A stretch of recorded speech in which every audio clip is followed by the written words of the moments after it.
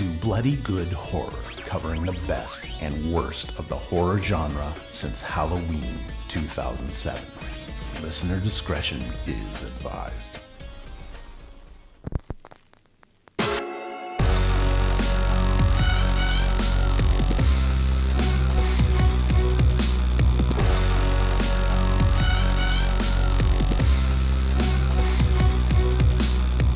Hello everybody and welcome to another exciting episode of Bloody Good Horror. I'm the editor-in-chief over at bloodygoodhorror.com. My name is Eric. Joining me tonight, all of my children have come home, a thing I mightily enjoy. First up, he wears flannel, he builds websites, and he's got a beard. He's also in Chicago and his name is Mark. Fuck you, Dad. What's going on, Mark? Next up, he's also in Chicago. He drinks beer, and then he tells us about it. His name is Joe. That's true. I do. I own some flannel as well. Yeah, it's back in style. The kids are all wearing it now. Yeah. Next up on the show, he's got a beard. He's wearing a Bigfoot sweater. He is the co-host of the Instamatic, which is one of our spin-off shows, and his name is Casey. Hi. Heyo. Also, he vapes. So that's another important thing about him. Last up here tonight on the show, he lives in New York City. He went to Duke.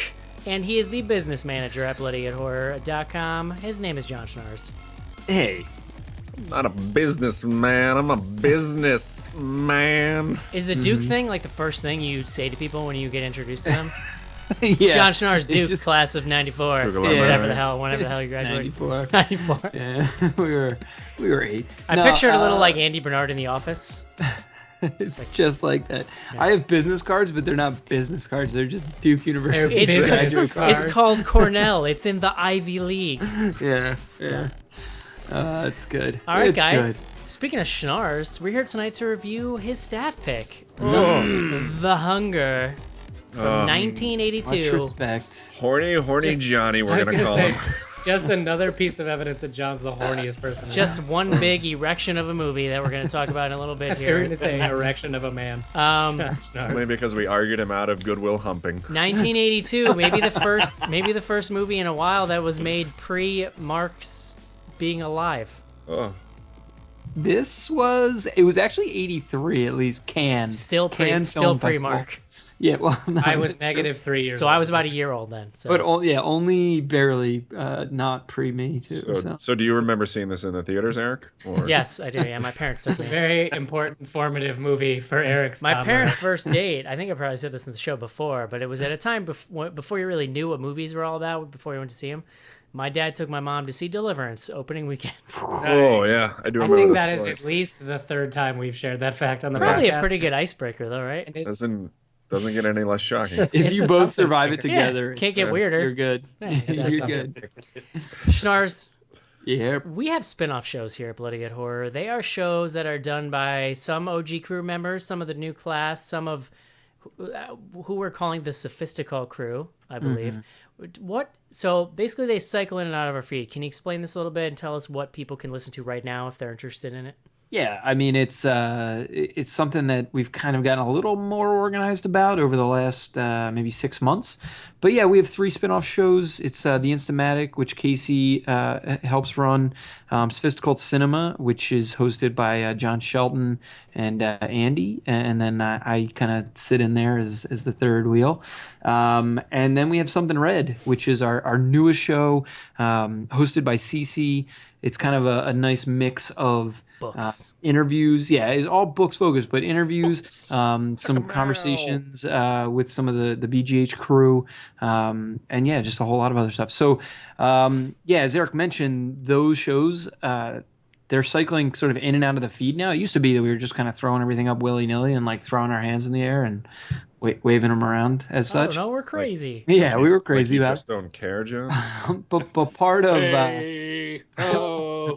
part of moving over to Patreon and really trying to find the things that the patrons were gonna get for supporting Bloody Good Horror. One of them was actually the new show, CC's new show, and then also access to all of the spin-off shows sort of as they release, and then also the full back catalog.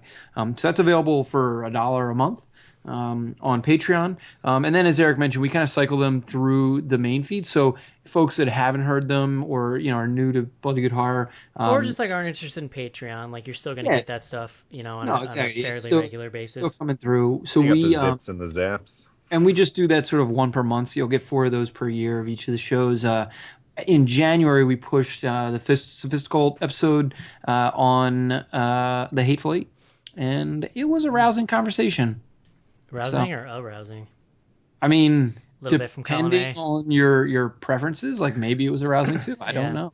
You just called it fisticle cinema. That's what you just said, right? Like I heard that. We all heard that, right? The fisticle. Wow. No comment. I was reading an article today about how in the Hateful Eight they smashed a guitar, like a legitimate guitar from the 1800s. They were supposed to switch it out. Oh man. Before they smashed it, it was on loan from like a guitar museum. That's like in Phantasm 2, they flipped that Hemikuda or whatever. It apparently was like one of 60 or something that were still like in working condition, and they were supposed to hit the ramp at like 17 miles an hour, and the stuntman heard 70. And that's why if you go back and watch that movie, he flips the F out of that car. You heard 1,700 miles and an hour. it blows up. It totally destroyed. So good times. Stuntman survived. Yeah. Okay, good. But yeah, the spin-off shows are nice because it gets a chance for some bloody good horror people to kind of do deep dives on topics that we don't always get to cover here, but also it gives some people some time with the other personalities just to hear more of them. Like, maybe you just love Evan, because who doesn't love Evan? He's a sweet kid. Also, not one of our spin-off shows, but I will say on Evan's other show that he does called Pod Slash, they did an episode on Halloween 5 this past week. And it's awesome to hear people try to make sense of Halloween 5, which is like one of the weirder movies. So it's definitely a recommend if you haven't heard it yet. Or maybe you just think Cece's smarter than all of us and you'd rather hear her, which I would totally get. Yeah, you'd probably be right. Okay. Yeah, no worries. Stuff going on in the horror community. First off, this is actually not horror related, but I don't know if you guys saw this, but it looks like I don't know if you've been following like the Deadpool promotion at all. Yes. It looks like their promotion team posted the trailer to Pornhub, which is like maybe the most amazing thing ever.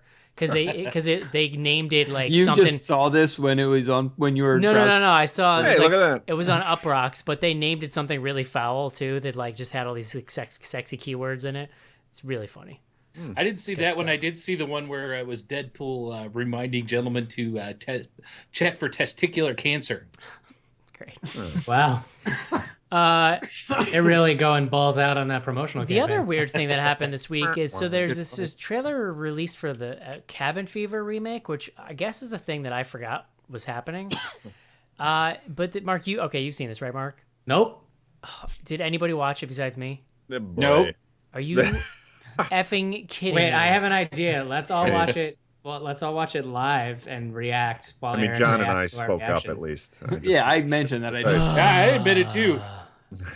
Do you guys Just even tell horror? us your thoughts. Just tell us your thoughts. Well, it's weird, John, because it's a shot-for-shot remake, at least according to this trailer. Like, same lines, same characters, same beats in the plot, same shots. Like, Sure you didn't just watch the trailer for the original movie? well, no, you know why? Because it seems like it's that, but with no humor.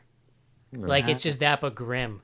Was the humor in the original? I don't. It's been a while the since I've original's seen it. goofy as hell. Like, We guys were drunk having shooting a- squirrels and like. Yeah, we were having a discussion with the writers this past week. Like, I just kind of brought up this thought that I'm not sure if I wouldn't like Cabin Fever as much as I did if I didn't see it for the first time when I was 14. I think we talked about that on the show last yeah, week. that was on the We show. did. Was it on the show? Yeah. I don't necessarily think it's as much about the age as it is the time in horror. Like, you got to look back at what you have to understand about that time is we were still stuck in the MPAA like morass of the late 90s, let's call it, and like it was Cabin Fever and House of a Thousand Corpses and Saw like all came out within a year of each other, and to see that kind of stuff in theaters was mind-blowing at the time. And all three of those movies were things that I feel like a lot of horror fans really championed because they were breaking through those barriers again. And so I think that gave Cabin Fever a ton of goodwill. Eli Roth was also really good at working the horror enthusiast like community because he wasn't really famous yet, and he did interviews with everybody. All you needed was just some awful blog and he was like doing an interview with you, but that got him all this like included. goodwill. Yeah, ourselves included. I was gonna bust your balls about having too complicated of a theory about that movie, but I actually think you're right. That's fairly. Yeah. Also, Yes, I'm I'm right. watching. I'm watching this trailer, and it is remarkable how similar it is, like shot for shot. It's weird. Is Yeah. the So kid from Boy Meets World in there? no. No, I hope Ryder Strong has a. So Mark was joking has a though cameo about how he as, did an like, a interview with full us. man. Like we were pretty nothing at the time, but I Oh, literally don't say that. You were no. Listen, really good. I found him. Pre-Joe, I you found guys him probably on should the call it. official like Cabin Fever message boards, which were just like Mark. I don't remember what the site was where you used to just be able to get free message boards. I don't remember. But either. it was just that nonsense. And I found his email address through his profile, which was an AOL email address. And that was how I got in contact with him. And That's some A+ internet stalking. man, I got pretty good at it. It's pretty much every interview I ever did was arrived at in that manner. Dear Eli, I think your movies are cool. I literally found some people like, horror actors that hadn't been in anything in 20 years that were writing books about other things and then got to them through like that press contact. It's, Nice. gotta be wily, man. It's the internet. Yeah, sure. But yeah, I don't understand. I guess I barely understand why they're remaking Cabin Fever, but especially if you're just doing the same thing. Well, and it's being produced by Eli Roth too. So again, That explains I don't it. know. It's not like it's divorced from his influence. I don't know. It just seems like a really Right? I know it doesn't decision. make sense unless they're thinking they're going to kickstart a new series like the other one had kind of gone aground and they wanted to start it over. I don't. What did they have? Three Well, of after the those? rousing success of the second. There was a prequel too, wasn't there? There was at least Yeah. 3 movies. Patient I didn't know Zero. there was others. There was- Yeah, that one's on Netflix. That was direct to video. Cabin Fever 2 was Ty West, and then maybe 3 was Patient Zero. So wait, do you still have Eli Sure. Roth's AOL screen name? Can we chat him up? I We should just try adding him to the if call. I and was see what like happens. He's 100, he's had an away message up for the past. if I was 100% positive that he didn't still use it, I would give it out. But like, you never know, man. Like I run into people in my professional life every once in a while that still use AOL. You don't want to dox him on the podcast, bro. That's just straight Eric integrity right there. You ever have a moment where you're with some people and like AOL and email address come up and you just like start ripping on it and then you realize someone's like, why is that such a big deal? And you're like, oh, you're one of those people. Do you feel like an asshole or do you just double down? What should I do, No, John? I don't feel like an asshole. I just kind of move on. I'm just like, okay. Yeah, but then it's just hanging out there. Yeah, Then they're like, wait, what do you mean? What's wrong So it with goes, AOL you email know? address? it's life. All right, I think I'm going to double down from now on. I think I've decided.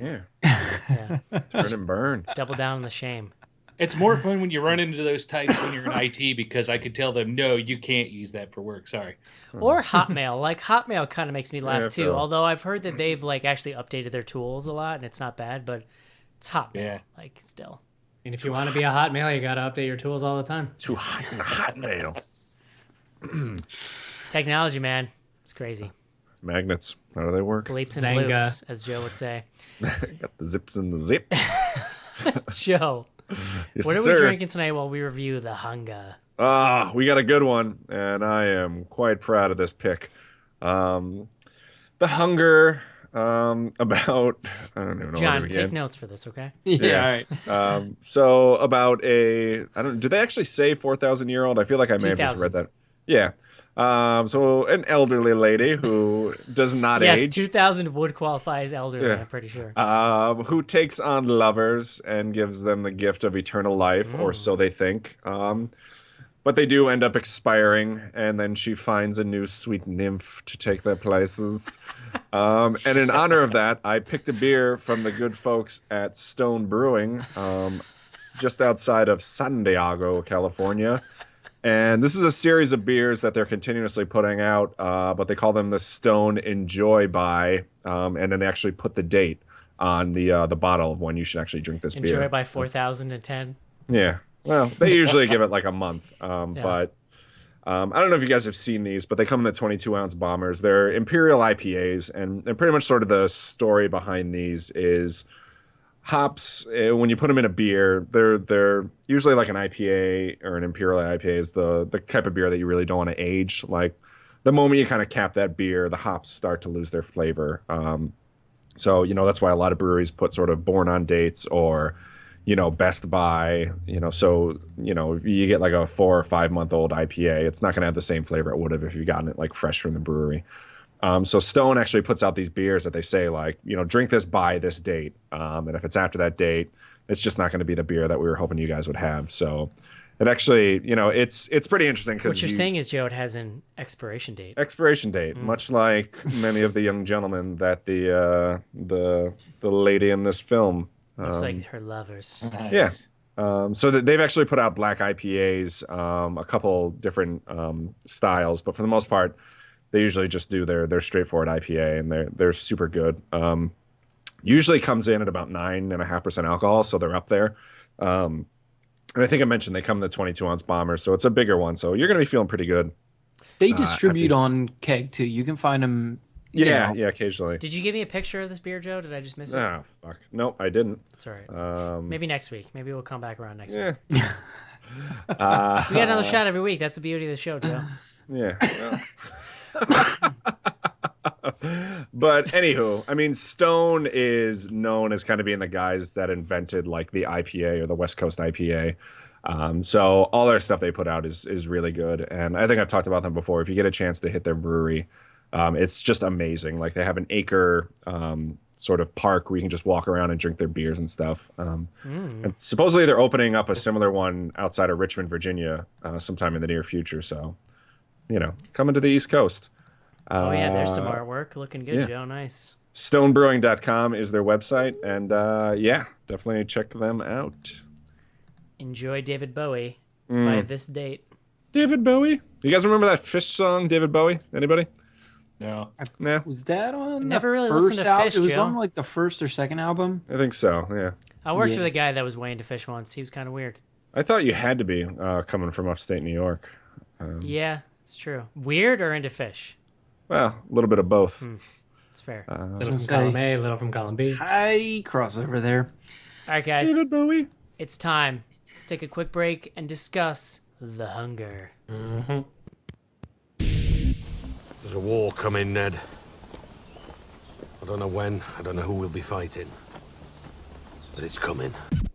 Greetings, gentlefolk. This is James Duval from Donnie Darko, May, and Sushi Girl, and you are listening to BloodyGoodHorror.com.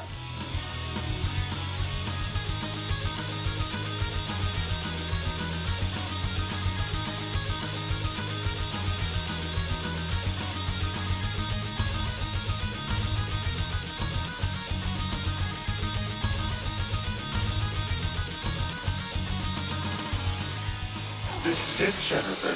Your big breaking TV. Up the prime time, bitch. Main feature. And we're back. Back to discuss David Bowie? Lovers and David Bowie. The Hunger. One and the same, my friend. All right. Joe's making his most obscure musical reference. All right, R.I.P. To date on the podcast. R.I.P. By the way, I will say that I wasn't a big Bowie fan, but he's definitely one of those people that you hear he passes away and you're like, oh, he seemed. I feel like like a nice guy. I don't want to get too deep on it, but like he's got at least a couple songs that anyone could like. Like if you don't like some of his stuff from like the 80s, you might Sure. like some of his stuff from Well, like it's funny like- because I've been thinking about, especially watching him as an actor a lot, and like the Goblin King, right, in the Labyrinth is probably one of the most formative performances of my youth. Like I love that movie so much, and he is so good, and that's like an iconic character that's gonna last for Did it film form? history. You know what I mean? Did it form your obsession with white spandex and extreme lighting? Like spinning balls in your hand, Yeah. But like it's funny because you don't necessarily immediately think of him as an actor, but then you're watching this and he's like really great in this too. But I don't even really have a concept of how much stuff he was in.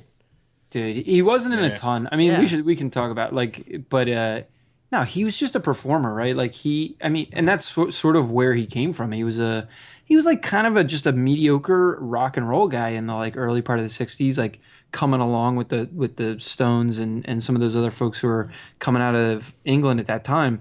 And then he like kind of like goes back to brass tacks and like reinvents himself as Ziggy Stardust, and he brings like a performance aspect to it that I think is like fairly common in today's like someone like Lady Gaga or like Gaga. Nicki Minaj. Like there's like tons of these types of stars who are like a lot of flash along with music.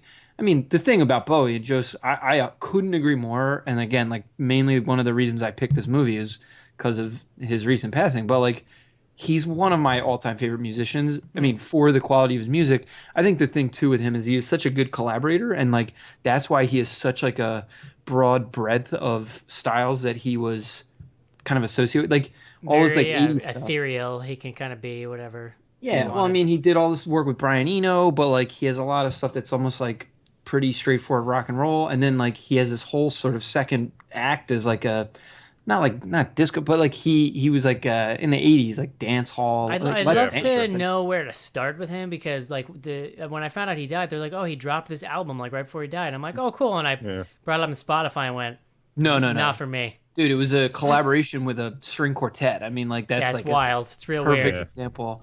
But even like remember his stuff in the '90s that he was doing with like Trent Reznor and stuff like that. Sure. Was I'm awesome. Afraid of Americans. That's a good track.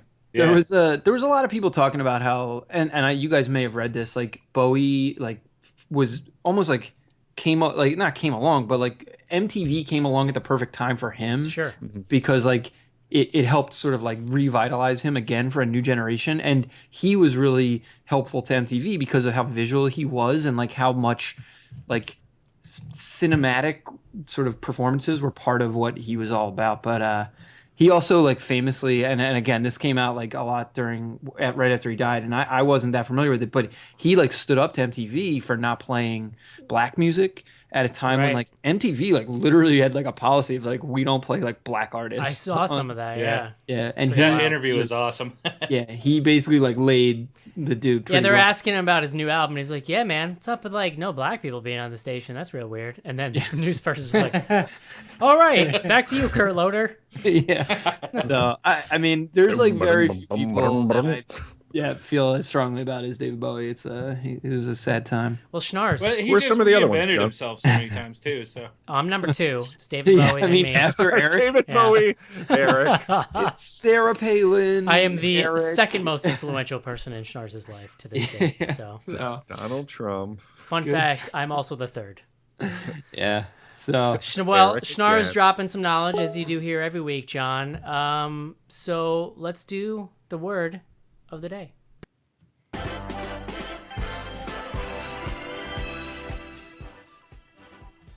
What do you got for us tonight, John?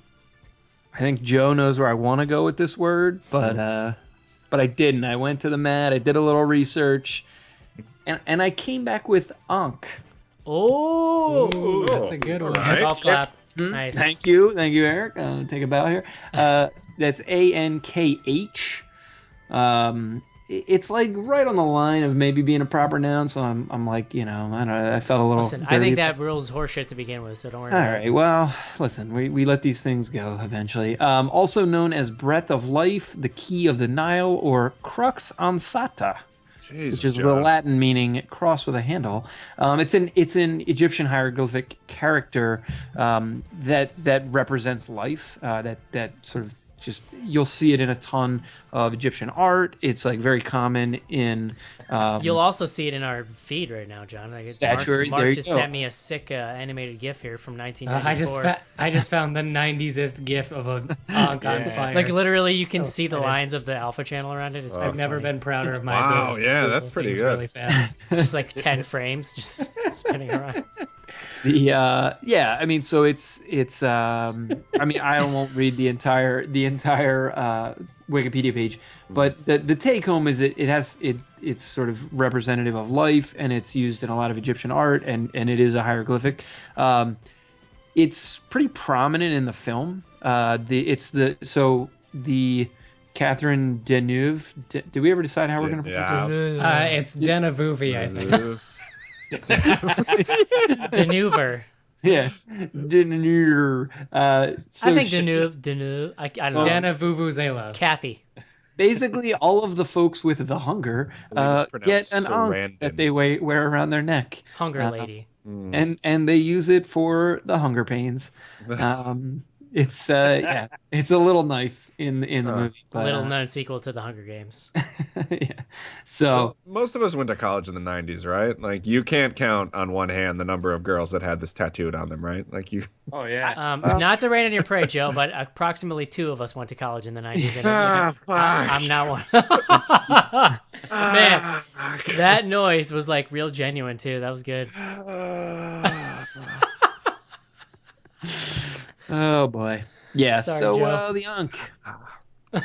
Somewhat prominently featured in. I didn't even care about this movie anymore. I'd really like to just zero in on Joe's existential dread that just came about. Oh, every day is a gift, guys. Just every fucking day.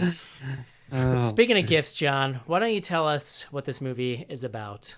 yeah, The Hunger, 1983 or 82, whatever site Eric's reading. Anywhere between 82 and 97. It's directed by Tony Scott, which I think we should definitely come back to. This is really his first full-length feature. He had one other credit before it, but it was like a 60-minute movie, so I'm not going to count it. Stars Catherine Deneuve as That works. Miriam Blaylock. Miriam is an ancient vampire, as Joe described, something like 2,000 to it must be more like 4,000 years old, because she's, at least according to IMDb, Egyptian vampire. They said specifically at some point in the film. No, I'm sorry. The synopsis I read said alive for 2,000 years. Okay, Actually, well, the synopsis on Plex, which pulls it from, I'm assuming, the media database or whatever. yeah, it almost doesn't matter, right? It's a long ass time. She is She immortal. old. Yeah, and the film opens with her. She looks great for her age. She does. Yeah. The film opens with her and David Bowie is like sort of this couple, and there are a couple of vampires, and the first sequence is them picking up another couple to bring home with them from a Bauhaus concert, which again I think we should come back to. And they do the murderation and the blood drinking. It's like a vampire murder sex party. Yeah, With I mean with it's a like bunch of nipples and stuff. but That was almost, the name of my that was band the in opening college. band for Bauhaus. Vampire murder sex party. so, There is 100% a band with that name. I'm sure of it. yeah. So the film I'll opens be with right back. we see their lives, and they're kind of just like going along doing vampire stuff. Although they're the type of vampires that like don't really have any like weaknesses necessarily. There's not any of the like can't go in the sun stuff. They can kind of do whatever they want.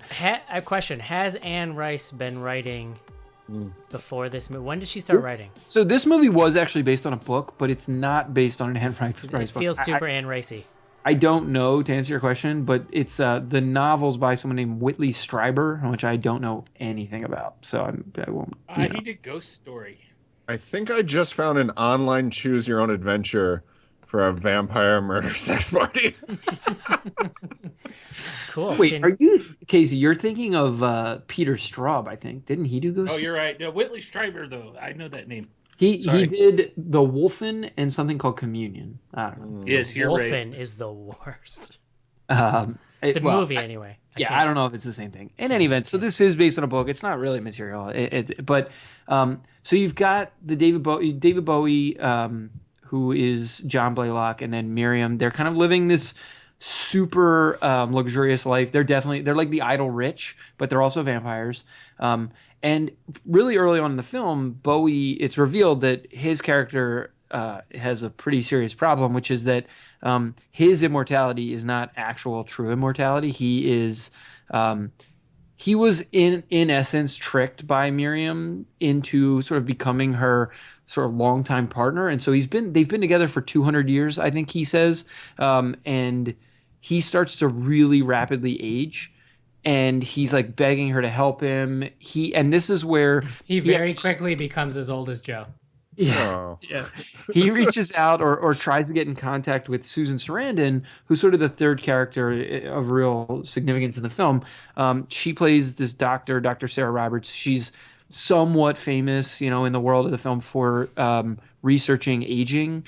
And she's like working on a lot of like animal stuff. Like there's a lot of video of this monkey that she's working on who seems to be going through a lot of the same stuff that Bowie's character is. So Bowie goes to The see whole her. monkey stuff kind of goes nowhere. Yeah. Yeah. I mean, The it's giant red ass. yeah, it's a little. There's a lot of it's pretty just bonkers.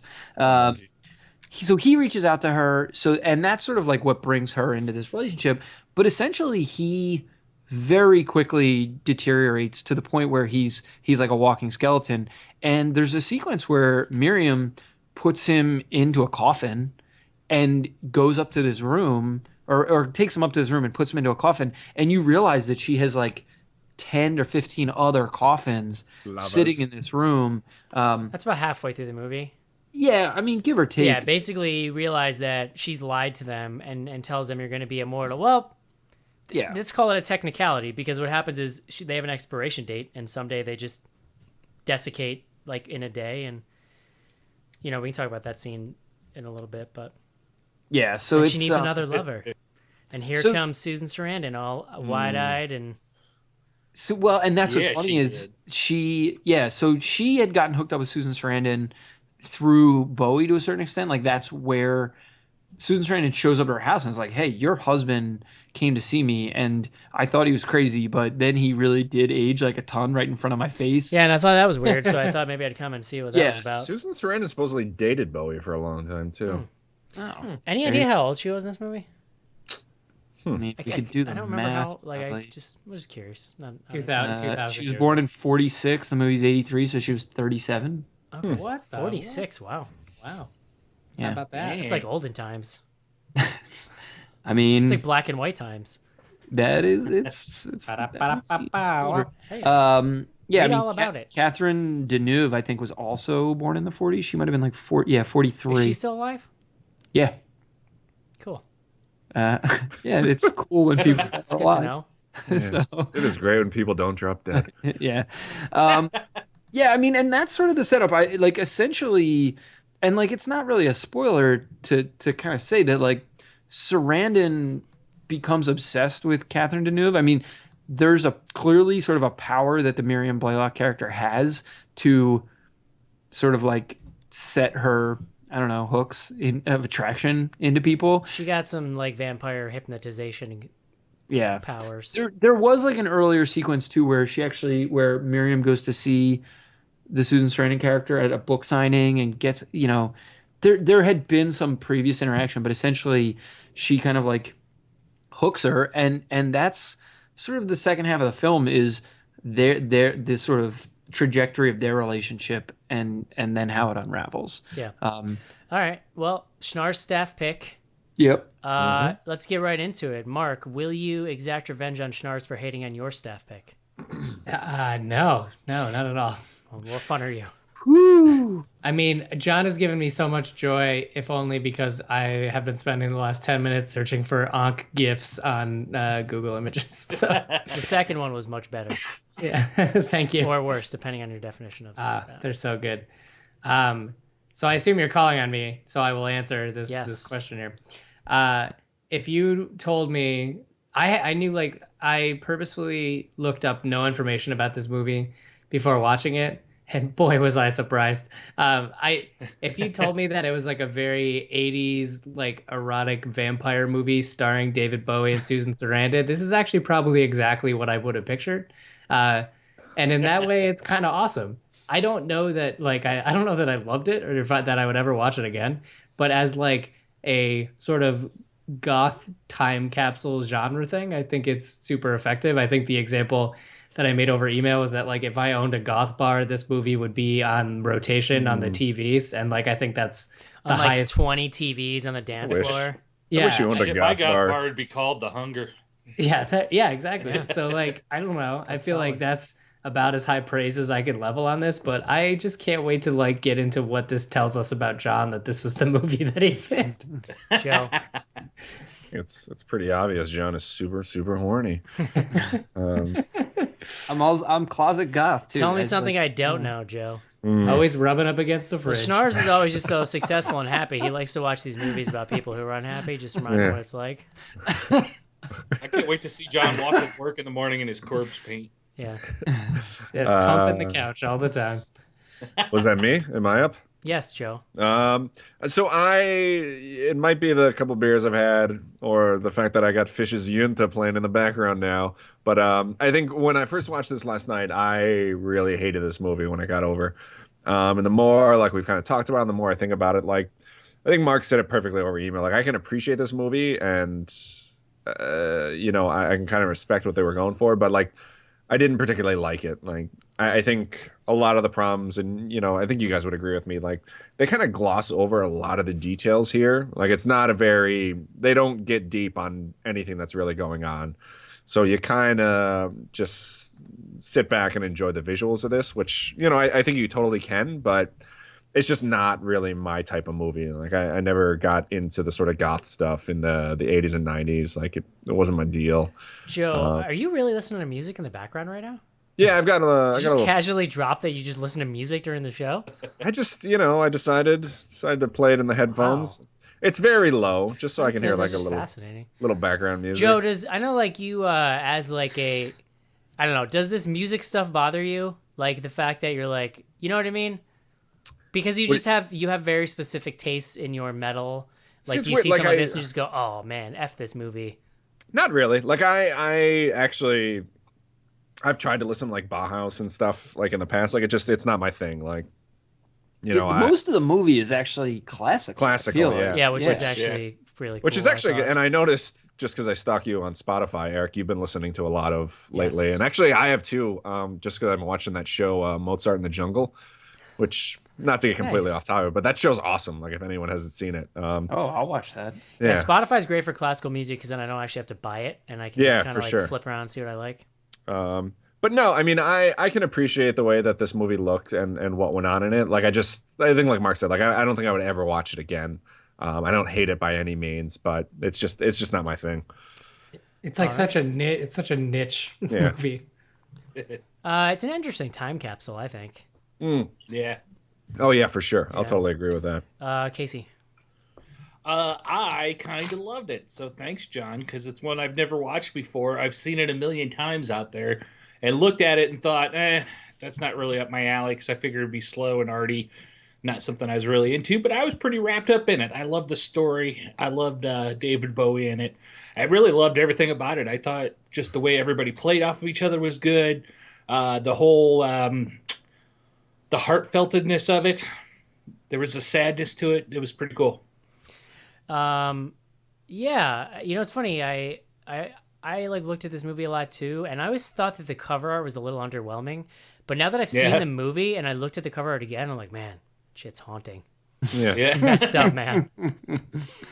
You look at it after seeing the movie. It's got a little like that cover art's got a little bit of Argento to it. Yeah, now that I have context, there's actually a lot of like colored light thrown around in this movie too. That's very Argento-esque. John Schnars, I gotta say, buddy, word game on fleek, and I really like this movie, so I'm gonna say, Joe, Schnars might have won this week. Oh yeah, I'll totally. That was a great word. I'm 1 to 40. Trying to be a nicer gentleman. Like I think listen, John, you did a great job this week, John. John, why'd you pick this movie? What'd you think of it? Et cetera, et cetera. Yeah, so this was actually a movie that so I hadn't seen the whole thing all the way through. So it was like one that I kind of like knew I wanted to watch for a long time, and it was like I just needed an excuse to watch it. I had actually been shown clips from this movie, including the somewhat famous lesbian sequence, which we can probably get into, in a film class. Life affirming. We had a professor who like showed us this, and that scene. Huh. It was that scene, and then one of the earlier sequences. I think it actually might have been the opening sequence. I'm trying. I obviously when you see a couple scenes from this movie, and one of them's the lesbian scene, you kind of black out. The sex scene. I think your professor might have just been a pervert, Joe. Yeah. No, well, did your professor stand up and go, Joe, you ever met a professor? Yeah, that's fair. It was no, and I took a couple different film classes in school. Like we actually did like a whole section on vampire movies and like what like how vampirism is portrayed, and like this movie is actually pretty interesting. I mean, Eric, you talked about Anne Rice and sort of like the kind of I would call them like arcs that vampires have had, right, in society and in like cultural products, and like this comes in like a very distinct point, right? And so the way that the movie uses gender and sexuality and you know like bisexuality. I mean, there was an interesting piece at the point at the very end, and like without getting into spoilers, where I'm pretty sure like Susan Sarandon wasn't the first female, you know, person No, that she was it with, looked right? like it. I'd agree. Yeah. Yeah, and so like First female lover. that's like where this movie came from in terms of at least the classroom conversation. So like I knew it was going to be an interesting movie to talk about. It's also like a pretty big cult classic that I can see why. It's pretty Yeah. I mean, you remember this movie when it's over. yeah. So it kind of fits that niche as well. And like I don't know, like I'll say that I probably am actually closer to Mark and Joe, although like I really am happy that I did go back and watch the whole thing all the way through. I knew enough about the movie that I like if someone made a reference to it, like I kind of knew what was going on, but now I like have a deeper appreciation for it. And I do think it's to Casey's point, it's a super layered movie. I mean, there's actually in some ways the plot is really thin. There's a And- lot of like emotional depth to it. Yeah, it's very artistic, which is super interesting when you look at the arc that Tony Scott's career takes from here. So I didn't So realize he weird. directed it. Well, his next film is Top Gun, I think. Yeah.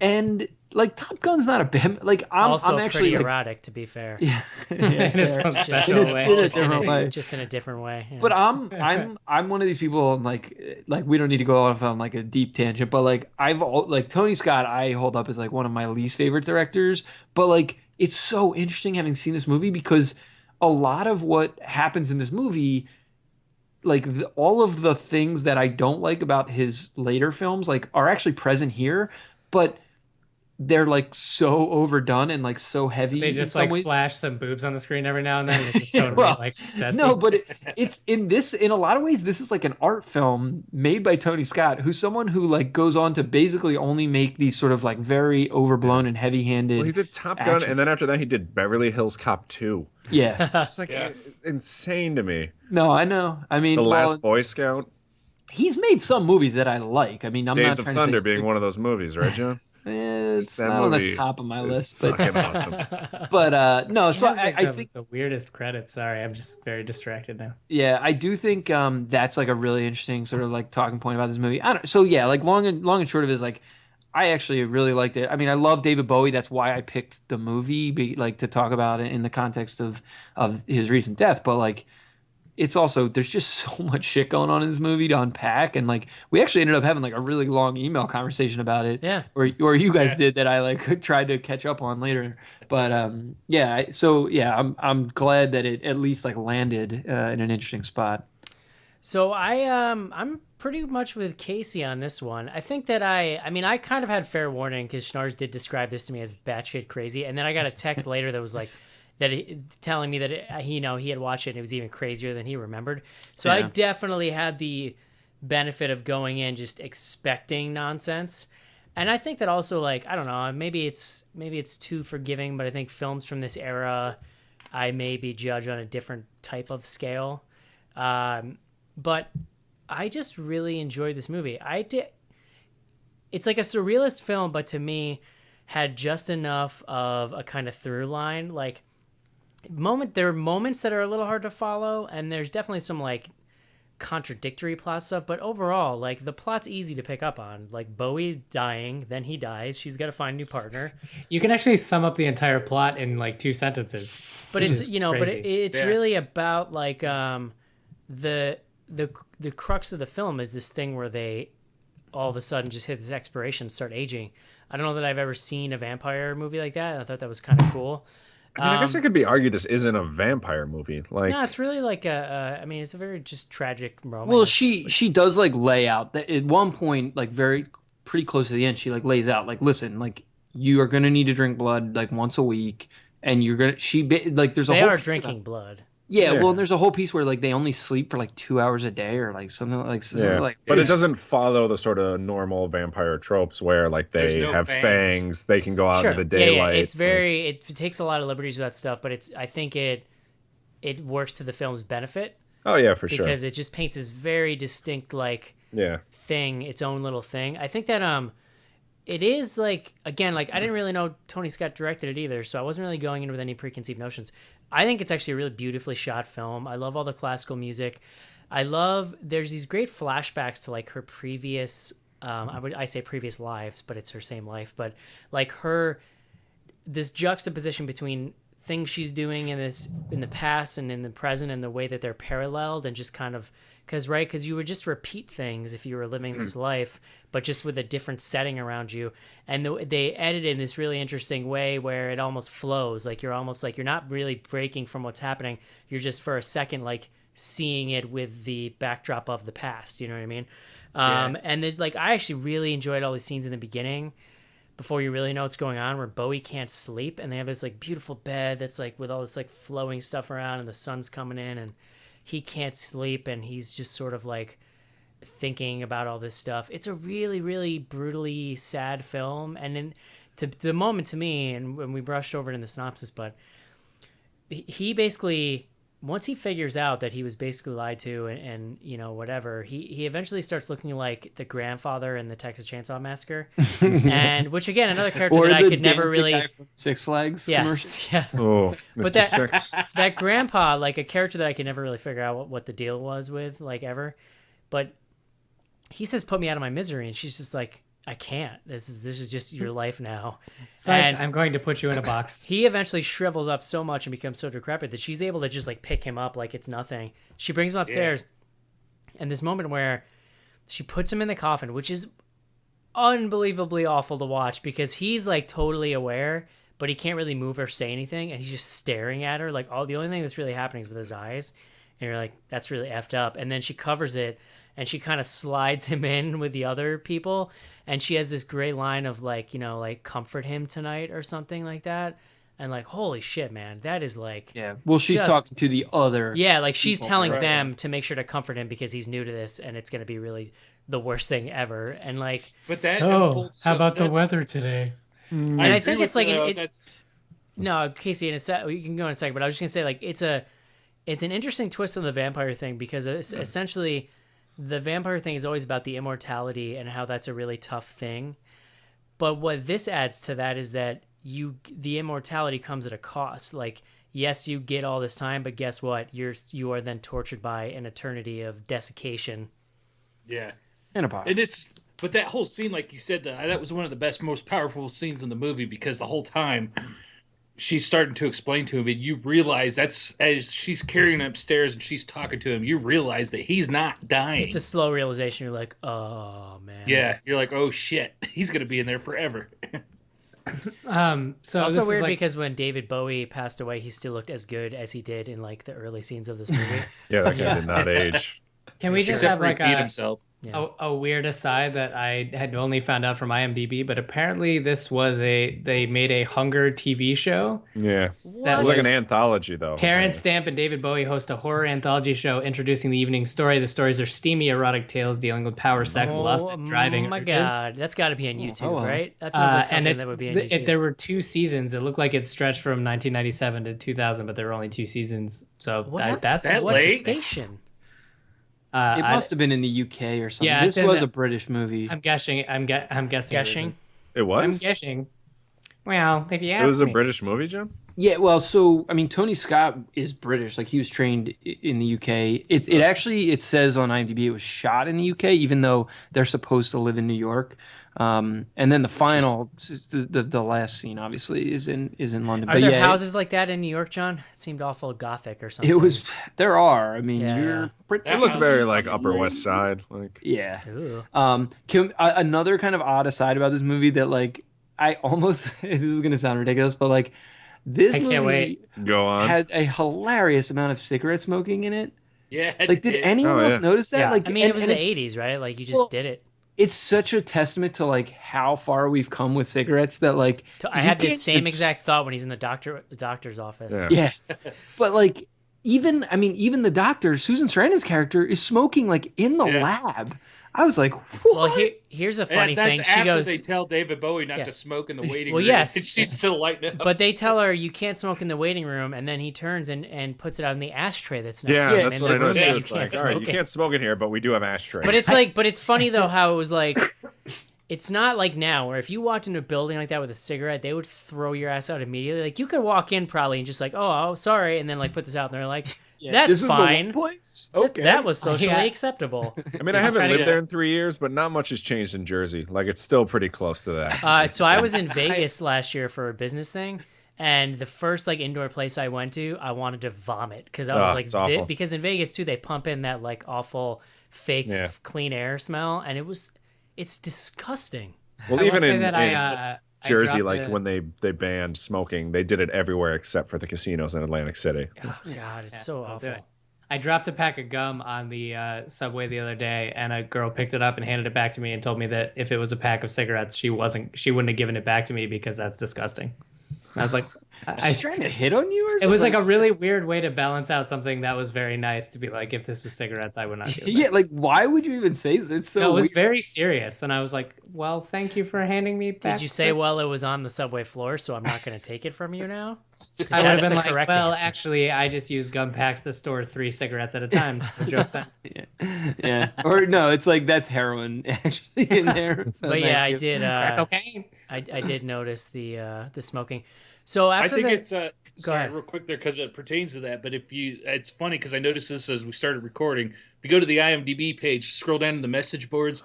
The first post in the message boards that it shows is "What's with all the smoking." So after after IMDb message boards are like just think about the worst thing from the worst comment section Yeah. you've ever seen, and they're it's all there on the IMDb. after Bowie gets stowed away, that's about halfway through the movie, almost exactly, and then the movie kind of shifts to Susan Sarandon, which this movie just has a kind of a great overall like ensemble cast. I'm not sure that I've seen a ton of her stuff from this time period. Like, obviously, I've seen Rocky Horror Picture Show, which is a couple years before this, but Not familiar.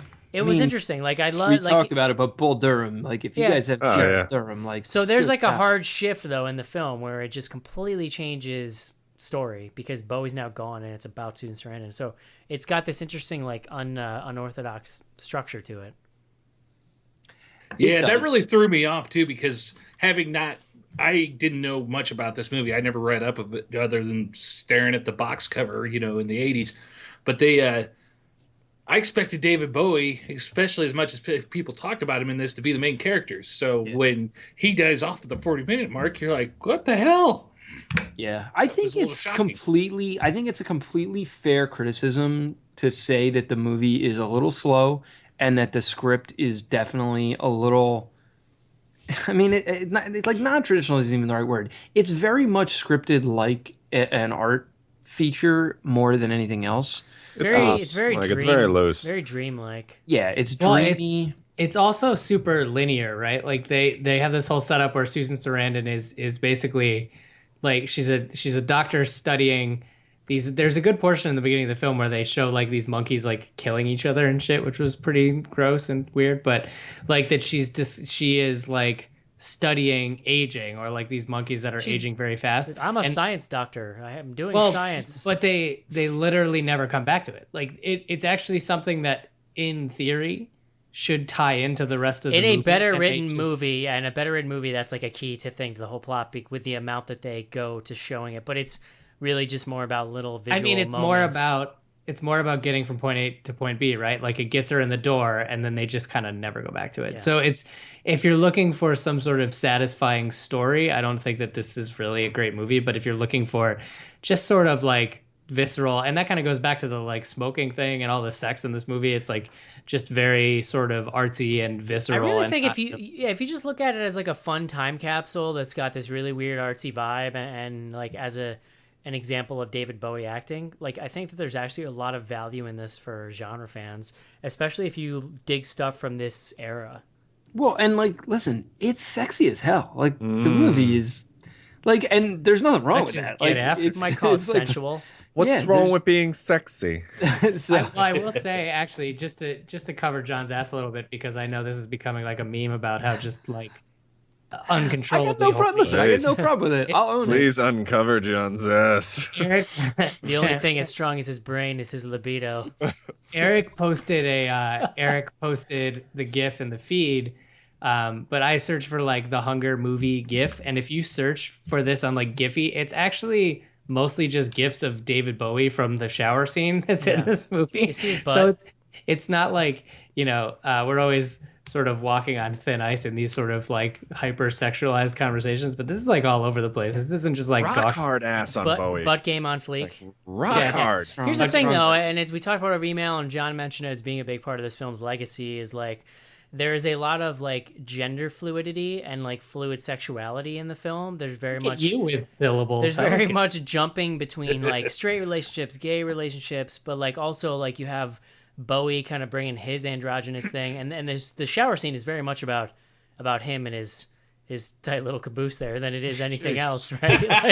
Right. But the camera's leering on him, which something to strive and for. he really is like the sexual object for her in a lot of ways, who's the by far the power player in the relationship. Dude, that's 100% right. I mean, like it's really interesting. Like her character in this movie, we haven't really said this, but like she's the monster. Like she's the alpha very much. Yeah, but she's like, to your point, like the one with all the power, and I do think Tony Scott does a lot of interesting stuff. The way shots are framed, the way there's like we didn't even really talk about, but there's like a lot of music playing in the movie, and Catherine Deneuve and Bowie play music like on screen. I mean, like there's just like the way a lot of it is shot, I think highlights exactly what you're talking about. I think somebody mentioned earlier and I wanted to make sure we bring it back up. Like in a lot of ways now, it's because I hadn't thought of it this way, but it really does feel like one of the Giallo films in some way. Like there's a lot of throwbacks visually, I think. Visually, yeah. The blood, and like when there is blood, it's that bright red, like very I mean, I'm trying to think what the hell his name is. The guy. Yeah, I mean, Argento. like this is just post like Tenebrae and Deep Red, which were kind of the two films that really set the tone for a lot of that stuff. Yeah. So. Yeah. Cray. David Bowie was 3 years younger than I was when he made this movie. I don't have that kind of ass. You mean like he's 3 years younger than you are today? Joe, Yeah. who does? Jesus Christ. Also, I just do. if we're talking about progressing as people, Casey, did you say I do? Yes, I did. if you told me in 2007 to guess who Eric would be referring to when he said "tight little caboose," I don't think David Bowie would have been on this. Listen, Mark. Would have been. That would have been a safe bet. I would have gone with that. Tight little caboose. Toot toot. Just calling it like I see it, Mark. That's Yeah, all. no, I know, man. That's good. Yeah. Thank you. All right. Eric, I'll put together a little David Bowie primer Gender fluidity. Can you bring us into the finale, John? Because I want to talk about what you were talking about at the what happens at the finale and the story behind that. It's so we've been dancing around, and I think we might have even kind of spoiled this a little bit. But at the end of the film, Susan Sarandon essentially rejects the situation, the Miriam situation. No thanks. And really like attempts to kill herself after. So she goes through the hunger. I mean, she really there's about 15-20 minutes of her like physically struggling with the need to eat or to drink blood rather, and it's real rough. She's all sweaty and yeah. I mean, and eventually it ends with her killing her boyfriend who comes to find her at the Blaylocks, and that's like. Miriam comes in, Catherine Deneuve comes in. It's kind of like, you're mine now. Like this is done, and you're with me, and we'll get through this together. Blah blah. Like I'll take care of you. And the Susan Sarandon character rejects that, stabs herself in the neck with her ankh, and really starts to bleed out. And the Miriam character freaks out. And then there's this sequence where she actually takes her up and is gonna like put her in a box to like let her now live, I guess, in perpetual sort of dying state. It's my Susan Sarandon in a box. But it's real ominous too to hear her tell at this point Susan Sarandon like, oh yeah, you live forever, blah blah, because you're like you just saw what happened to Bowie, and that's at the point where she becomes a much more sinister character. Yeah, so she like immediately goes to take her up, and in the process stumbles, is sort of knocked over, and like essentially the other people from these boxes come out. I can't. I guess she like falls onto one of the boxes and it It's very breaks. creep show esque. Yeah, there's like a weird Yeah. sort of earthquake, and I don't really Yeah, understand because what the like happened there. yeah, the whole house started like tilting even, Yeah. right? And so these characters come out like the old lovers, including Bowie, the Six Flags version of him, yeah,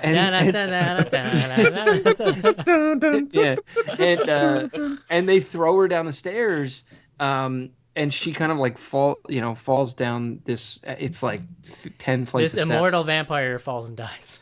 Yeah. Just a trip. Just gonna say I will admit that part did not really square for me too well. Yeah, Slipped on a banana peel. It's not even like she fell down and like fell on top of a wooden banister that had been broken and it went through her heart. That at least I would have been like, oh, okay, that probably kills her. yeah. But even then it wouldn't make sense because if there was a reliable way to kill a vampire, like say falling down 8 flights of stairs or whatever, why couldn't she just do that to the lovers and put them out of their misery?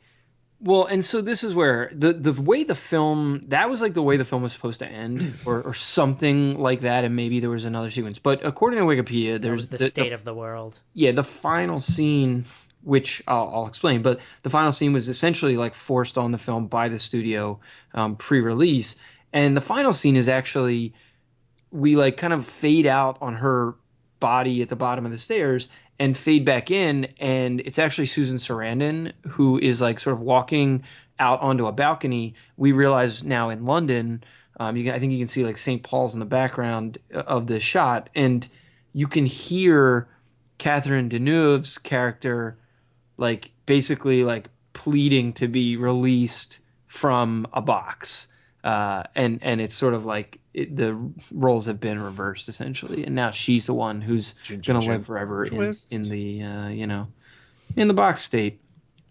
So it's according to Wikipedia, and I didn't do like a ton of research. This was It something made that, so much sense after you said it.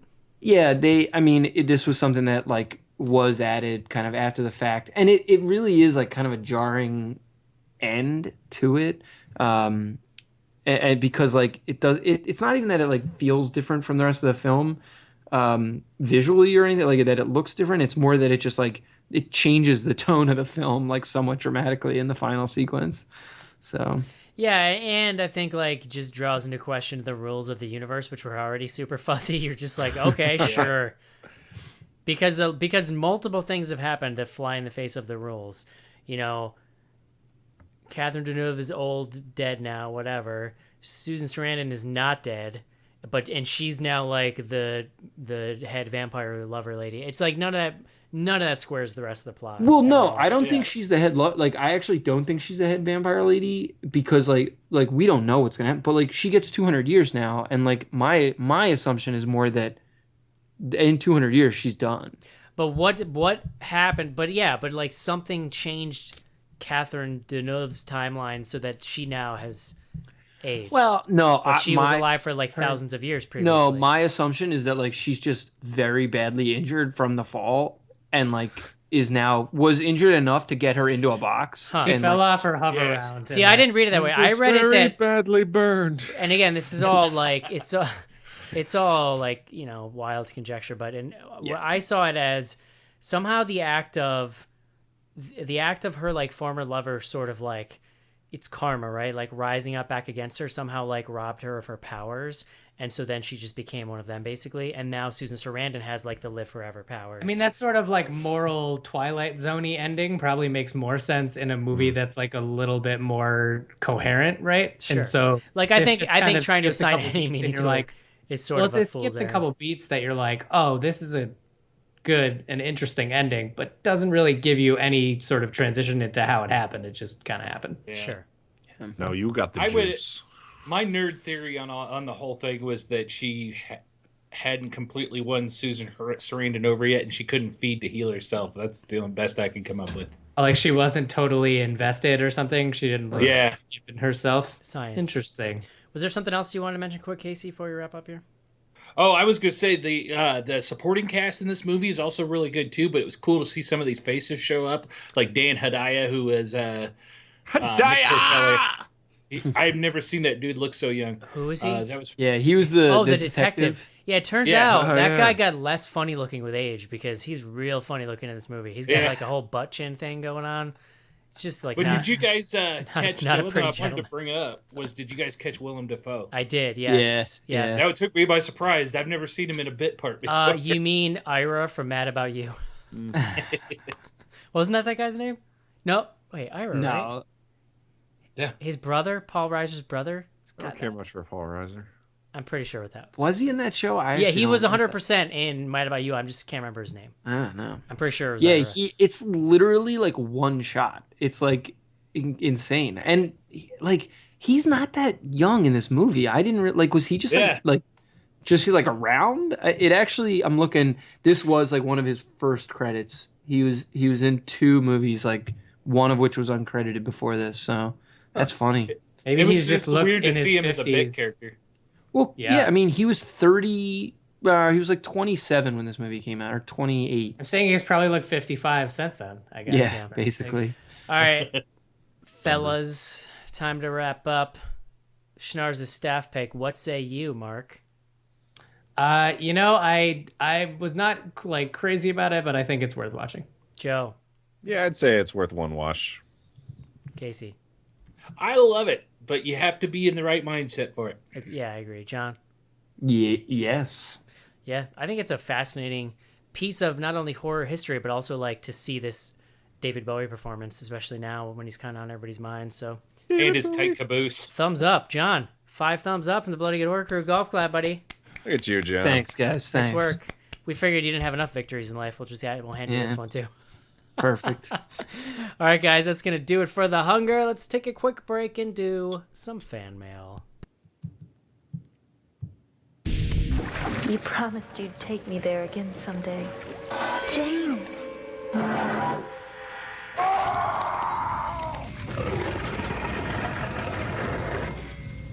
To our special place.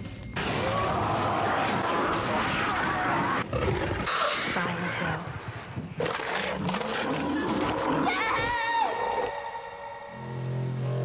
Silent Hill 2.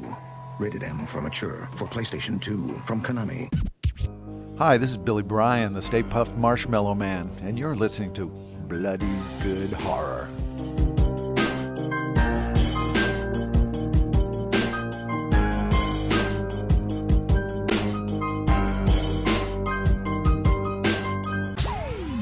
Send your emails to info@bloodygoodhorror.com or hit us up on Twitter at BGHorror with the hashtag AskBGH. And don't forget to pick up back episodes of the show at podcast.bloodygoodhorror.com.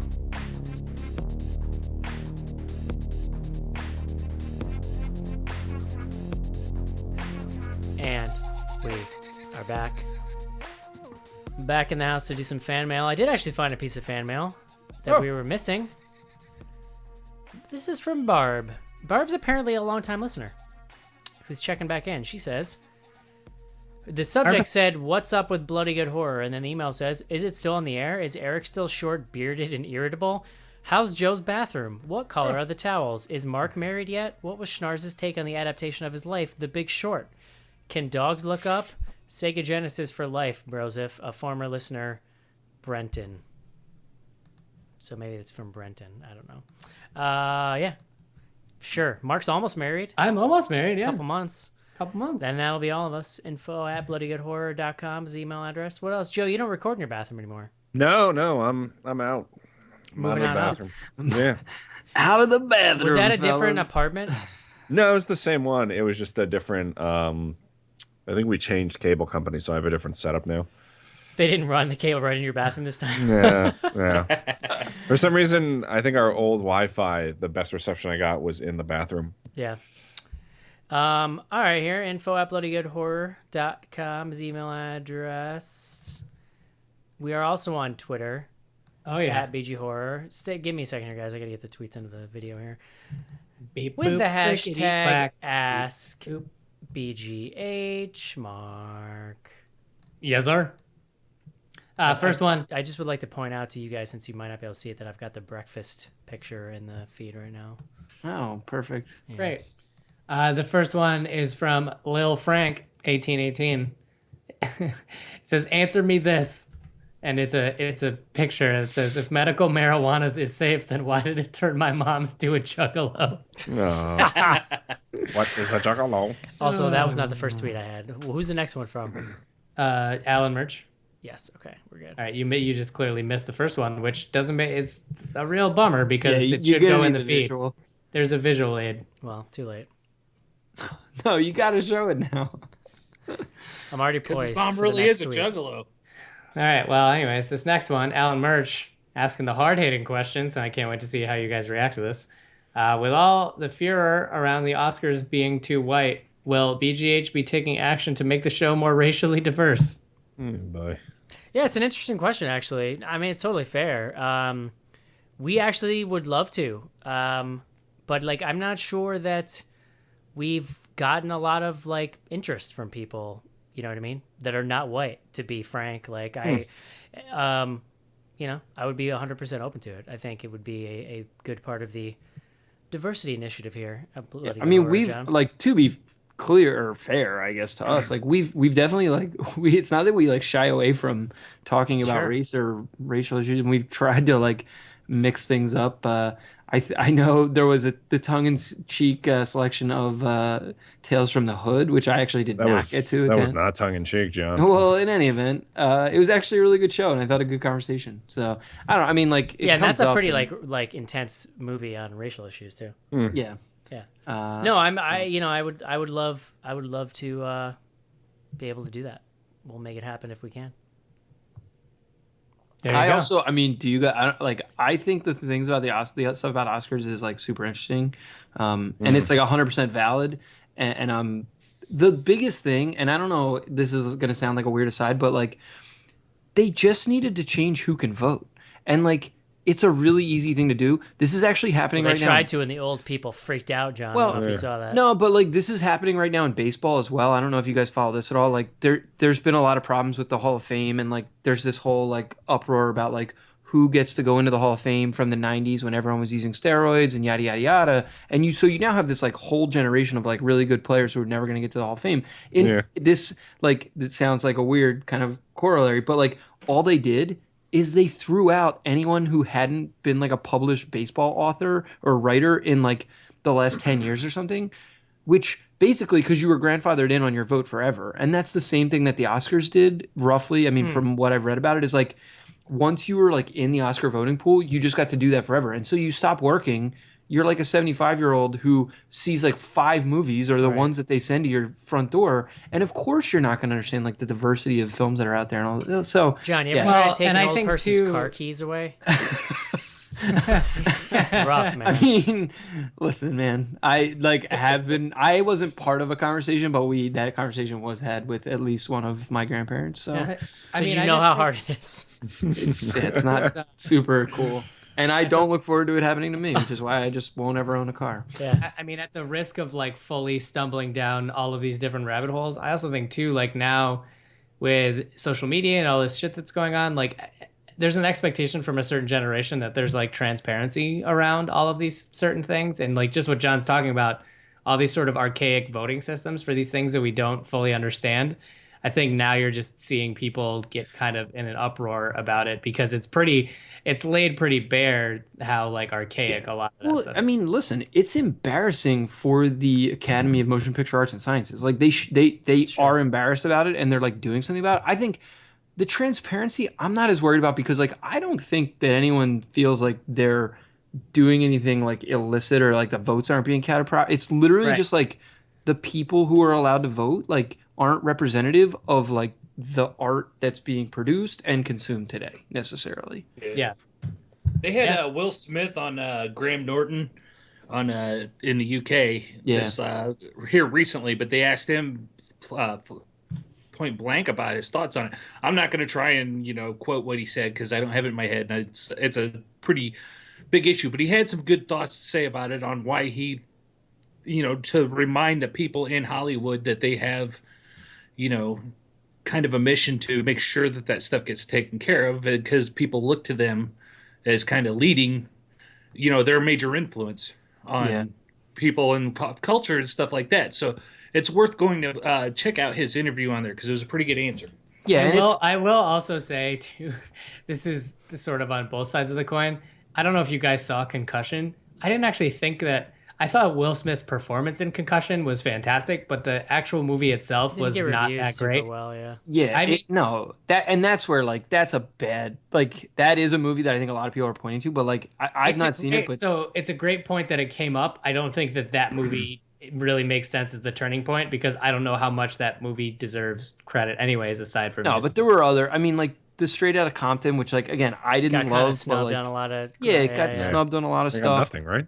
I think on the no, They well, got a best soundtrack screenplay. or was it Alright. screenplay? Yeah, screenplay. Like I think that should have been in the conversation for at least some of the acting. I think. I mean, listen, I loved Hateful Eight, and like I thought Samuel L. Jackson should have gotten some. Like I don't know, that's just me, but yeah, there's I don't know. So it's not just I like this, and we can get off this topic, but it's not just race. Like there's also the like gender and like issues of like homosexuality and represent like sexuality and like that stuff like it became a little bit of a subtopic only because there were some films that got Golden Globe nominations and like got some respect there and then like completely shut out of the Oscars. So I don't know. Yeah. I think I just it's want to know why The Martian won for best comedy in the Golden Globes. That movie was funny. Like, I thought. I mean, it was. But it we're just wasn't in a time where like, you know, things are being rethought. Like there's a lot of things that I feel like, especially us kind of given our backgrounds, where like things are just this way and you never question it. And now that they're being questioned, like I'm finding that whole process really fascinating. I'm just like I just think you gotta like some people are too reflexive about it and be like, no, there's no problem, like whatever, you're just being, you know. Yeah. But it's like, man, you really I've actually been really interested in the process of like stopping and taking a step back and being like, what am I missing here, or what am I taking for granted because things have always just been aimed at me my whole life, you know what I mean? Yeah. So I think they're all good conversations. White people, am I right? All right. Worst. This next one is from The Waste Bandit. Mm-hmm. Have any of you been watching The X-Files? Incredible, am I right? Hashtag You're right. Hashtag where lizard. I just pasted the fucking wrong So way. I'm actually like I haven't been watching it, but if it's No. that good, I will. Absolutely, I'm like not. It's more I was just kind of waiting to see what people thought before I dove Oh, in. John, come on. I've enjoyed the hell out of it, and the biggest thing I've heard some people say they missed their chance, but I enjoyed the hell out of it because it just feels like they picked up from when they left off back when the show was on, and it feels like more shows. Yeah, I'm done putting tweets in the video mark. I can't figure it out. Like, I keep clicking on the wrong one. Do I need context from the old show, Casey? Because I never finished the show. Well, Eric, those two you just closed. I wish you could get back because they were not posted in the chat.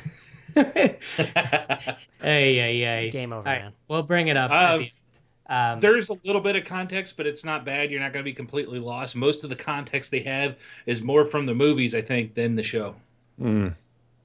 All right. How's the opening theme? Did they keep the same like visuals? Oh, dude, the opening theme is pretty much identical to what they took out. They added. I don't remember if the original had the Skinner's ID card in it, Leonard but it's Skinner. literally. I feel like it did.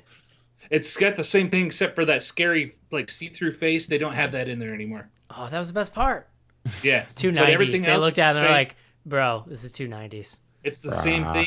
It's their pictures of them from the 90s and the ID badges. It's awesome. All right. Next one, B. Lassiter. Brock Lesnar and Candyman versus The Bears from 1985. Oh, the Bears, come on. Fridge? Forget about it. The fridge. Yeah. The Super Bowl shuffle? I know. Yeah, I was going to Brock say, what Lesnar is could do the Super Bowl shuffle? what is the Brock Lesnar and Candyman equivalent of the Super Bowl shuffle? I heard you're looking for Candyman, bitch. Oh man, Jesus. I work so close to where that movie was filmed. Cabrini Green yeah, doesn't you know, exist anymore. There's I like know. what? There's a documentary out about Cabrini Green right now, actually, right? I realize that like I awesome. pretty much only know stuff about Cabrini Green from Candyman, which is It's sad. pretty interesting. Like, that is why they attribute the south side of Chicago just being like a living nightmare right now, because Cabrini Green they tore down and it was sort of like this pocket of like projects. So like everybody that was living there sort of scattered throughout the entire south side. So now like all the crime that was sort of centralized there is now just like everywhere in this whole area. I thought you were talking about Candyman. Oh yeah, now Candyman lives there as well. Like, No, I thought that's you what let they were Candyman attributing out. it. You can't get him back to go away. Yeah. That's the whole point of the movie. I heard you're looking for Candyman. I have no idea where he was anymore. That They pulled movie's, those you Cabrini know, Green. as much as we joke about Candyman, that movie is incredible. I fucking great. love it, man. It's like top 5. I'm gonna Top say 5. best horror film of the '90s. Boom. I don't know. said it. I'd have to research more. You're going Feel hard on comfortable that. with that. Definitely top 5. Philip of the 90s, for Glass sure. score, killing it. It's just so good. Yeah. All right, next one, Look at Coastality. you talking about classical music, you son of a bitch. Salty am Schnars is here, guys. Pentameter. Everybody say hi. Next one, Coastality. What's a tired horror trope that you still secretly love to death? jump scares. They will get me every time. That's a good. It's not bad. That's a good question because I know I have things that are dumb and I still get excited about them, but I just can't think of it off the top of my head now. Yeah, I'll it's a never good get question. I'll never get sick of inept cops in horror movies. I feel like that's one of my favorite. That's one of my least favorite. That bugs Really? the shit out of me. Yeah. goofy ass cops. No, I love it. Yeah. I don't know. All It's right. hard to judge right now because we've seen movies like The Final Girls and things like that where they made jokes out of some of those tropes and it makes them enjoyable again. You'd have to You give know- me a list because I just can't think of any right now. What are tropes? All right, that's it. No, wait. Did you get the one? No, that I Joe meant posted? that's it on that Yes. point. Oh yeah. Oh. Great job, guys. Really brought it. Merman. Merman. Fuck you, Mark. All right, this one is from My Cat Glows. Oh.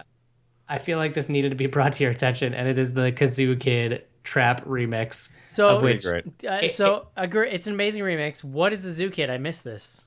Kazoo Kid. Kazoo Kid. What is Kazoo Kid? I mean, it just looks like it looks like someone posted a video of this like weird kids video that was just this like kid who's really excited about pretending. Is and that in playing. itself new, or has that been around for a while? I It had just never kind seen of popped it, up recently. Okay. but oh boy, I'm that off my is mean an game. amazing video. Yeah. I'm not kidding. I've watched that video like a dozen times today. Somebody in our Slack channel did post that this thing's been around for like a good 10 years, but well, maybe not 10. I don't know. But the Lazy Town remix with Lil Jon. Oh yeah, Because Evan for a posted while it was like they were trying to get it pulled down anywhere they could, so it was always like getting yanked. Yeah, I can definitely tell how like I have funny videos like saved on an external Right, hard like drive I probably out there. have the Lazy Town thing Like saved on a hard drive somewhere. I have the Tupac Barney remix saved on my. I 100% on some old hard drive have peanut butter jelly time. it. Oh yeah. That's on YouTube. Like all this stuff, I'm pretty sure. Is Yeah, I on don't know YouTube why now. you're saving this. I know. No, but we're saying that's how long ago it was that you Right. had it saved somewhere because You YouTube saved wasn't it a thing. before I've got it YouTube. saved to zip drive. It was like, yo, I saved this from E-Bombs World, bro. Yeah, seriously. Can you guys remember there was we remember before YouTube was a thing? How about that? All right, They were last dark one since, days. I said last one since I think John is slowly wrapping himself in a blanket. John's going wearing to a sleep Jedi while cloak recording. now. I'm putting a fucking hoodie on. I don't know, guys. He's gonna bust out Slowly his sink- lightsaber in a second. All right, last one, guys, and you really need to bring it because I was very disappointed in the horror tropes thing. Whatever, man. this- Send him early so I can think of things. This is from We Did. We send out. did. This John one's from, really does look like a Jedi right now. It's If pretty only great. there was some place where we could access this Twitter feed before the show. All right. Screw you guys. Jesus. Twitter.com is the website. I'm All right, this one's unfamiliar. from Alley Addict. February is Women in Horror Month. Who are some of your favorite female actors, directors, writers, etc.? So we talked about directors a few weeks ago. I know John Yeah. and Joe, you guys weren't on the show. I don't know if you Nope, had. we totally were. It was last week. No, I No, wasn't. no, John definitely wasn't because I remember thinking think it was John would have Casey and I smart were out. things to say. Yeah. Yeah, I wasn't there. Oh yeah, it was the show with Evan. Any thoughts, guys? I mean, I like if we're not talking like specifically like horror, I think the one that I remember like even as a kid being like kind of blown away was Penelope Spheris. She directed like the Wayne's World movie, but she also directed those, in case I know you've seen them, the Decline of Western Civilization documentaries. Yes. They're Like so good. I remember as a kid seeing like the first one, which was more like sort of focused around punk, and then the one that really sort of hit home to me was like the hair metal one. Like just being Toothless. amazed that there was like a woman in like this sort of male dominated like music scene. Like it like blew me away that like, oh my God, like a woman directed this stuff. Like And like, I was always impressed by that, and like the fact Well, it that kind of like, makes sense that it would take a woman to like turn the camera on this thing and just be like, Oh, look yeah, at how for dumb sure. this is. and then like she went on to direct Get these Wayne's World, which I assholes. thought was like awesome, and Wayne's like World, really, yeah. you know, sort of goofed on it. Like She's I was done always some really super great impressed by her. movies beyond those. Well, great on some of them is probably a little generous, but she's done some well-known movies. She has done some movies, guys. Yeah. You're talking about the Little Rascals? Is that what you're getting at? Yeah. But like Black Sheep and the Beverly Yeah, for Hillbillies. sure.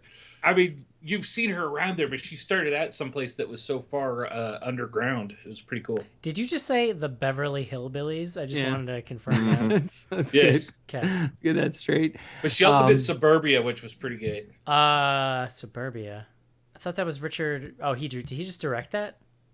Richard Linklater? Or is there two movies called Suburbia? There's two movies, I think. Yeah. Richard Linklater's film is called Suburbia, but it's one word.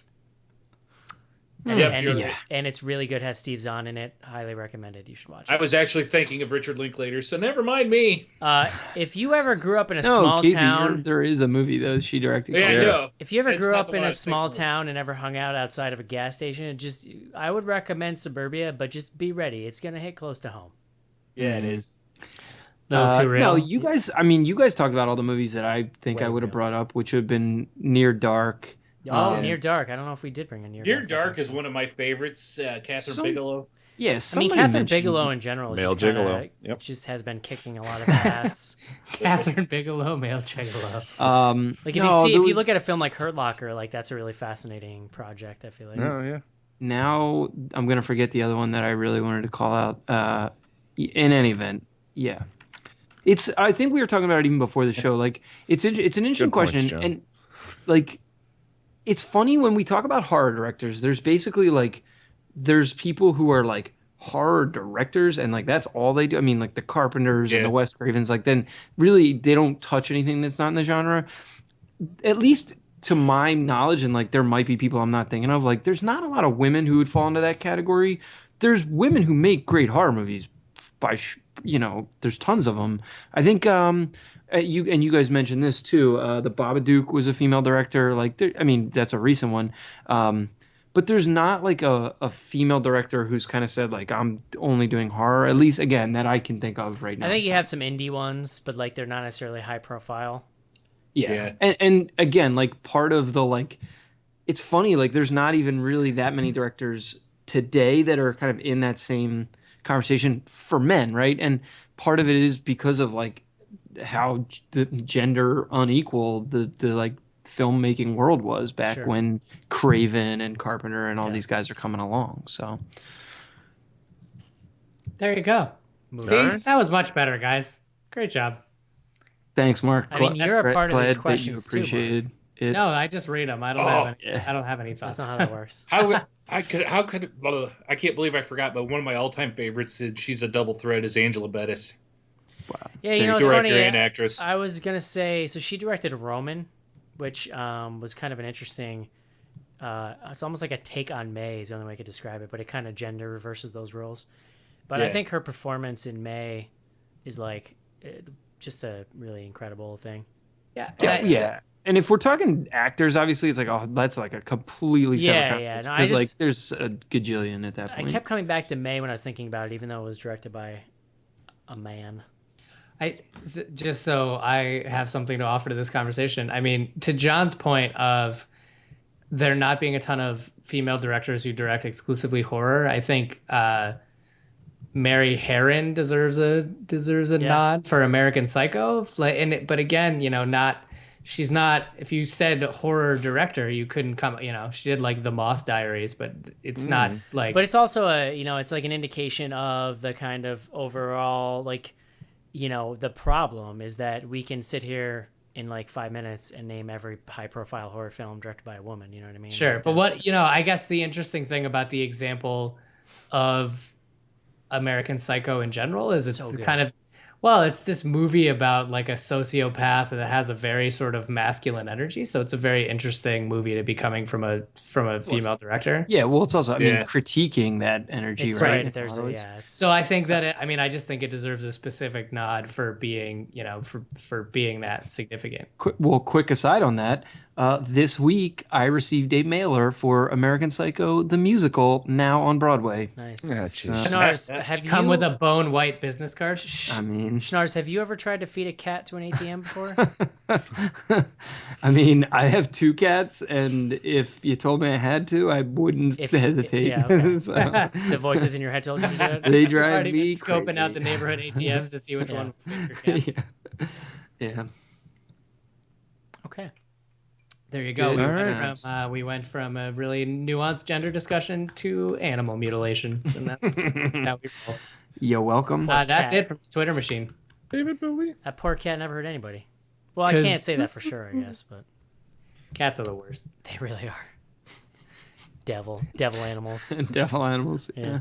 It's fair. info@bloodygoodhorror.com is the email address. Twitter @BGHorror with the hashtag AskBGH. Right now, we got a Sophisticult in the free feed. If you want to check out those other spin-off shows, you can check out patreon.com/bloodygoodhorror. Check out how you can get access to all the back shows, those extra special shows, and merch and stuff. Yeah, Merch merch is stuff. merch. Also, Mark, anything cool going on at the site right now? We have lots of reviews going on. What was today's review? Today's review, shit, I can tell you what yesterday's was. Today's was shit. Hold on. Oh, it's like that found footage. Jerusalem with a Z. Oh, I saw that. That looked wild. Jerusalem. So yeah, check that review out. At Yesterday's was bloodygoodhorror.com. Warm Bodies. We've got some good ones. Intruders, Visions, Underworld, Evolution. We have a very controversial in BGH circles review of Chud from Spencer.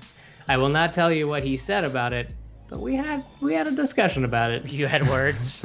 I mean, honestly, like for Chud is amazing. I refuse to hear anything else. Yeah. Well, I guess, I mean, one of the things, and I think this is an absolute selling point of BGH, is like you get these movies that are sort of universally loved that we kind of talk about in a very like reverential way. But I feel like you always get interesting perspectives of Bloody Good Horror because sometimes you get it from the perspective of a person who's seeing it as an adult for the first time and not as like an impressionable child renting it at a video store. I don't know. I saw it after I was living in New York, so I was in my 20s, and I fucking loved that movie. First, the creature work After is Giuliani cleared all the chuds off the street. the creature work is amazing.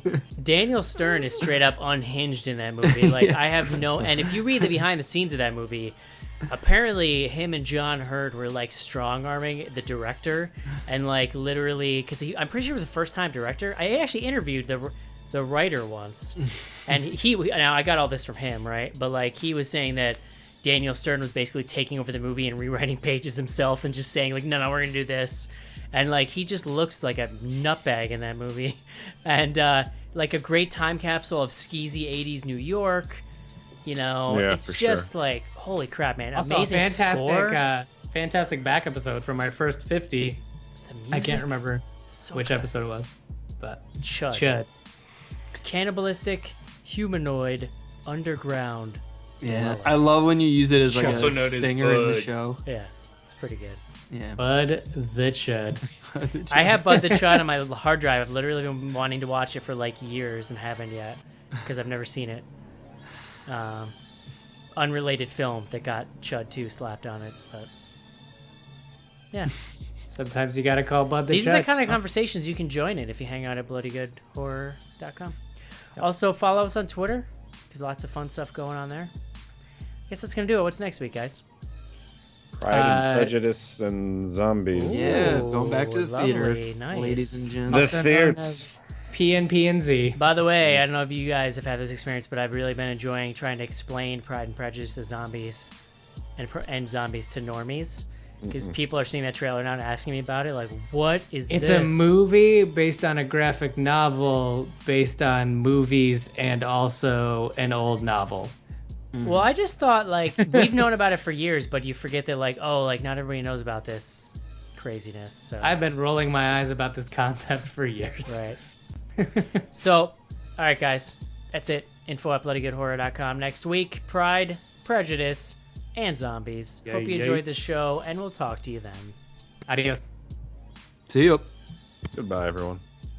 Bye-bye.